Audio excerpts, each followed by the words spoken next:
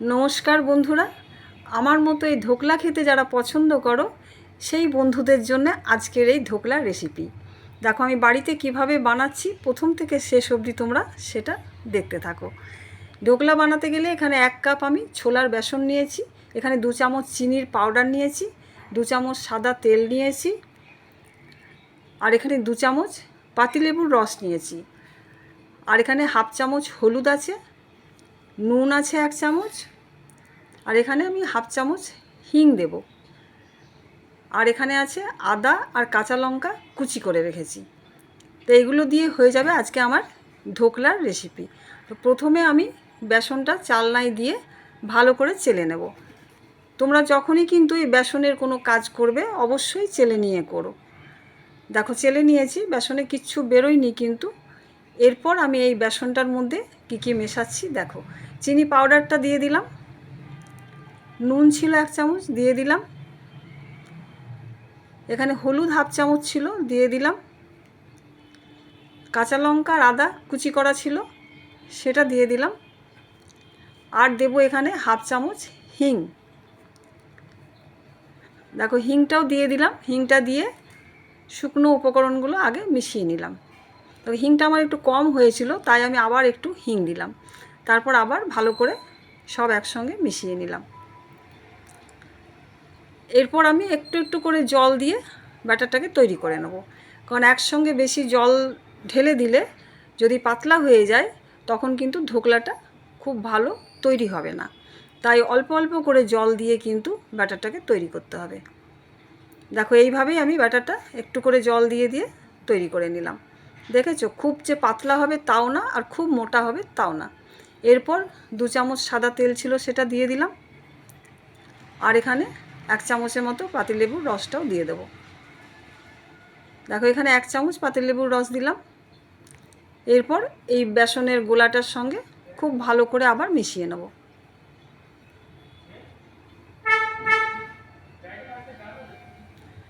দেখো মিশিয়ে নিয়েছি, দেখতেই পাচ্ছ কত সুন্দর থিকনেসটা হয়েছে, খুব পাতলাও হয়নি, খুব যে মোটা হয়েছে তাও না। এরপর এটা ঢাকা দিয়ে আমি 10 মিনিটের জন্য রেখে দিলাম। সেই সময় আমি কেক টিনটা তৈরি করে নেব, কারণ এই কেক টিনটার মধ্যেই আমি ধোকলাটা বানাবো। এখানে সাদা তেল দিয়ে ব্রাশ দিয়ে খুব ভালো করে টিনটাকে আমি রেডি করে নিলাম। এরপর কুকারটা আমি গ্যাস জ্বালিয়ে বসিয়ে দিয়েছি প্রিহিট করার জন্য, কিন্তু এটা যেহেতু আমি স্টিমে তৈরি করব তাই এখানে কিছুটা জল দিয়ে দিলাম। এই জলটার ভাপ যেটা উঠবে সেটাতে আমার তৈরি হবে। দেখো গাস্কেটটা খুলে নিয়েছি, আর এই যে ওপরের সিটি, মাথায় সিটিটা থাকে সেটাও খুলে নিয়েছি, এগুলো দরকার হয় না। তারপর ঢাকা দিয়ে জলটাকে আমি ফুটতে দেব। এদিকে দেখো 10 মিনিট রেস্টে রাখা হয়ে গেছে। এরপর আমি এখানে 1 চামচ ইনো দেব। ইনোর পরিবর্তে তোমরা কিন্তু বেকিং সোডা বা বেকিং পাউডারও হাফ চামচ করে দিতে পারো। আমার কাছে ইনো ছিল তাই আমি ইনো দিলাম। ইনো দিলেও কিন্তু ফ্লপিটা খুব ভালো হয়। দেখো এইভাবে ইনোটা মিশিয়ে নিলাম। ইনো দেওয়ার পর কিন্তু বেশিক্ষণ রাখা যায় না, তাই আমি কেক টিনে সেটাকে ট্রান্সফার করে নিচ্ছি, কারণ বেশিক্ষণ রাখলে ওই ফ্লপি জিনিসটা নষ্ট হয়ে যায়। তাই দেখো দুবার ট্যাপ করে নিলাম। এরপর কুকারের ঢাকাটা খুলে দেখাই যে জলটা কিভাবে ফুটে উঠেছে। দেখো জল ফুটে উঠেছে, এই জলের স্টিমেই কিন্তু আমার ধোকলাটা তৈরি হবে।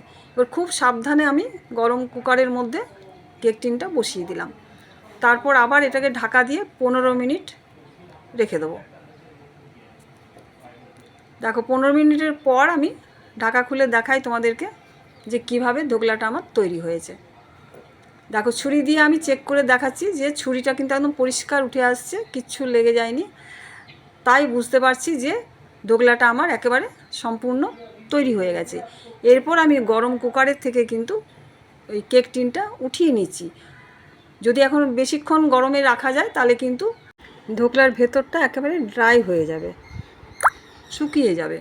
এরপর ছোট্ট একটা কড়াই বসিয়ে 2 চামচ আমি সাদা তেল দিয়ে দিলাম। তেলটা গরম হলে 1 চামচ সর্ষে দিয়ে দিলাম, কালো সর্ষে। এখানে সর্ষের পরিবর্তে তোমরা কিন্তু রাই দিতে পারো। এরপর কয়েকটা কাঁচা লঙ্কা চিড়ে রেখেছিলাম সেগুলো দিয়ে দিলাম। দেখো একটু গ্যাসটা কমিয়ে দিলাম, কি লঙ্কাগুলো ফুটে ভীষণ গায়ে লাগছে। তারপর লঙ্কাগুলো একটু ভেজে নিলাম, লঙ্কাগুলো একটু ভেজে নিতে হবে। লঙ্কাগুলো ভাজা হলে এখানে আমি হাফ চামচের মতো হিং দিয়ে দিলাম।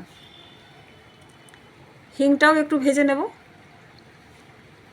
দেখো হিং ভাজা হয়ে গেলে এখানে আমি 1 কাপ জল দিয়ে দিলাম।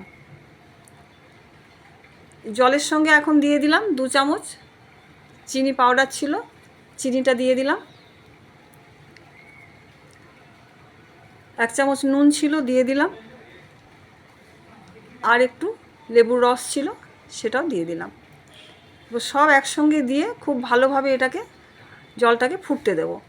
তখন ওই নুন, চিনি আর লেবুর রস একসঙ্গে মিশে যাবে। দেখো এই সিরাপটা তৈরি করে নিয়েই কিন্তু ধোকলার উপরে দেওয়া হয়। দেখো ফুটে উঠেছে, আমি এখন গ্যাস বন্ধ করে দিলাম। এদিকে দেখো ধোকলাটা দেখো ঠান্ডা হয়ে গেছে। এইবার ধোকলাটা আমি কেক টিন থেকে প্লেটে তুলে নেব।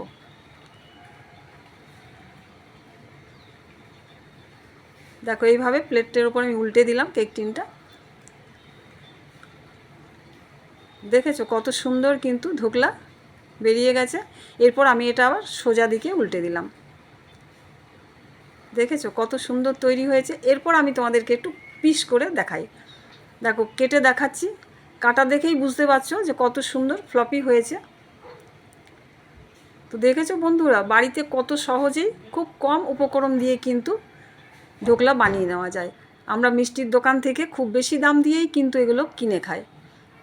দেখো একটা পিস তোমাদেরকে দেখাই যে ভেতরটা কত সুন্দর তৈরি হয়েছে। দেখেছো? তো এইভাবে তোমরা কিন্তু বানিয়ে নিতে পারো। এরপর আমি কিছু নারকেল কোড়া ছিল আর পুদিনা পাতা দিয়ে গার্নিশ করে দিলাম। তাতে কি দেখতেও ভালো লাগবে আর খেতেও ভালো লাগবে। আর যে সিরাপটা তৈরি করলাম একটু ঠান্ডা হয়ে গেলে সেই সিরাপটা পুরো ধোকলার উপরে কিন্তু দিয়ে ধোকলাটাকে আমি পুরো ভিজিয়ে দেবো। কারণ এই ধোকলার উপর সিরাপটা না দিলে কিন্তু এই ধোকলা খাওয়ার কোনো আনন্দই থাকবে না। সিরাপটা দেওয়ার জন্য ধোকলাটা ভীষণ জুসি হয় আর টেস্টি হয়। তো তোমরাও এইভাবে কিন্তু একবার বানিয়ে নিতে চেষ্টা করো। দেখো পিসটা দেখে বুঝতেই পারছো কত সুন্দর হয়েছে। আর কিন্তু আমরা মিষ্টির দোকান থেকে কিনে খাবো না, বাড়িতেই কিন্তু বানিয়ে নেব। তো বন্ধুরা, তোমরা আমার এই রেসিপি কেমন লাগলো অবশ্যই জানিও। আজকের মতন আমি এখানেই শেষ করলাম। টাটা।